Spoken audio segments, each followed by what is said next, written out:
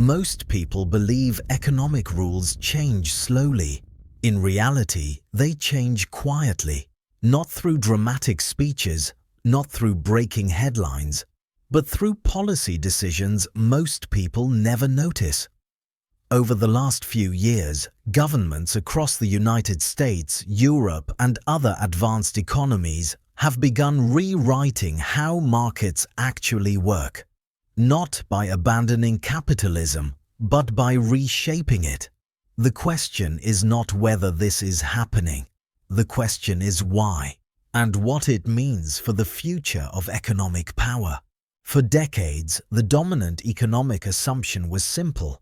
Markets allocate resources best. Governments intervene only when necessary. This idea shaped policy across the United States, the United Kingdom, Europe, Canada, and Australia. Privatization expanded, regulation retreated, global trade accelerated. The belief was not that governments disappeared, but that they stepped back. Economic growth, innovation, and efficiency were expected to emerge naturally from competition. Political involvement was treated as distortion. This model worked well under specific conditions: stable supply chains, predictable geopolitics, low inflation. But those conditions no longer exist.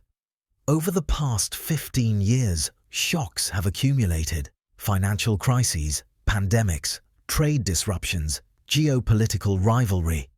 Each shock exposed a vulnerability in the old assumption. Markets are efficient, but not resilient. They optimize for cost, not security.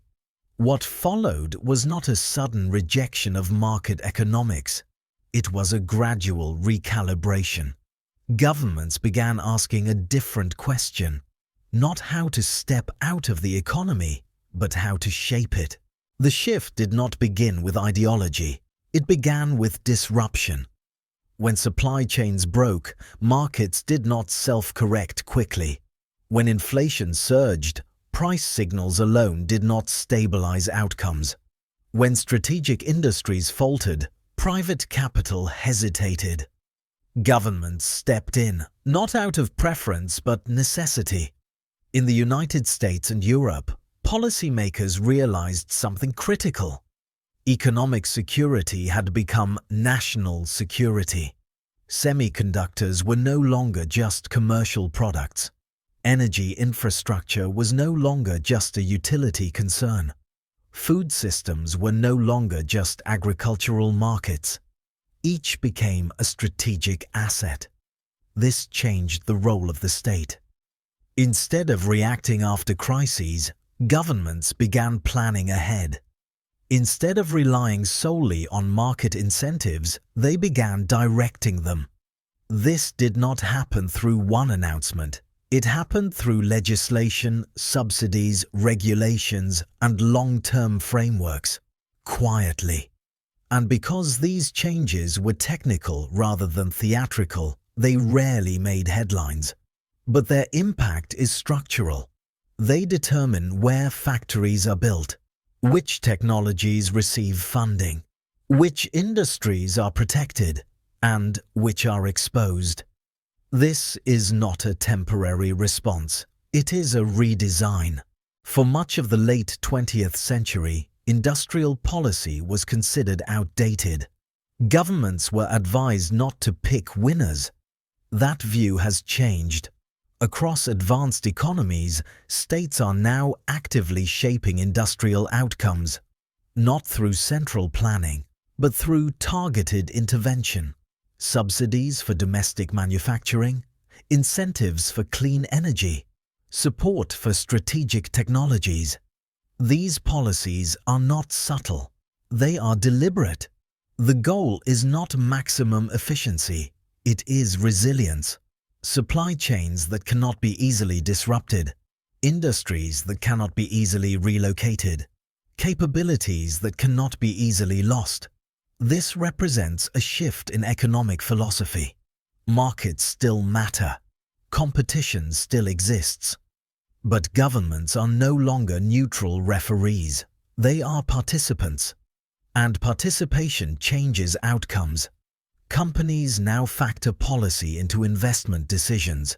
Capital flows toward jurisdictions offering stability and support. Economic geography begins to realign. The rules of the game remain capitalist, but the playing field is being reshaped. Regulation used to be framed as a constraint. Today, it functions as leverage. In the United States and Europe, regulatory frameworks increasingly shape how markets behave. From technology platforms to financial institutions, rules now determine structure, not just conduct. This is not accidental. Regulation allows governments to influence outcomes without direct ownership. It sets boundaries, creates incentives, and enforces standards. In practice, regulation now performs three roles. First, it stabilizes systems. Second, it directs behavior. Third, it signals long-term intent. When regulations change, businesses adapt, not because they agree, but because they must. This transforms regulation into an economic instrument. Not loud, not dramatic, but effective. And because regulatory shifts are technical, they often go unnoticed by the public, yet their consequences are profound. They shape innovation pathways, define market access, and determine who bears risk. This is governance through structure, not spectacle. This shift is not ideological, it is contextual. Advanced economies face constraints that did not exist a generation ago. Demographic pressure, strategic competition, climate risk, technological dependence. Markets alone do not solve these challenges quickly enough. Governments are responding to limits, not abandoning principles. What makes this moment different is scale. Multiple policy areas are being restructured at once. Trade, energy, technology, finance. Each reinforces the other.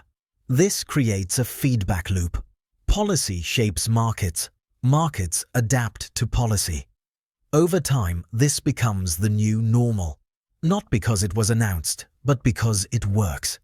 The economic system evolves quietly, and only later does the narrative catch up. The future economy will not be less capitalist. It will be more managed. Markets will continue to allocate resources, but within boundaries shaped by policy. This has consequences.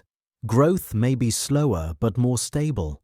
Efficiency may decline slightly, but resilience increases. Innovation becomes more strategic.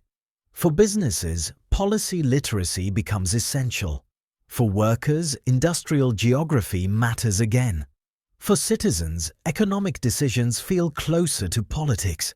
This is not a return to the past. It is an adaptation to new constraints. Understanding this shift matters, not for predicting markets tomorrow, but for understanding power over the next decade. Governments are not rewriting economic rules loudly. They are doing it quietly. Through incentives rather than speeches, through regulation rather than announcements. This makes the shift harder to see, but more durable once established. Markets still matter, but they no longer operate alone. The real change is not ideological, it is structural, and structures shape outcomes long after debates fade. The question is not whether this shift is good or bad. The question is whether we are paying attention to the rules being rewritten before they become permanent. Breaking news is fast. Understanding takes time. If this helped you see the story more clearly, stay with us.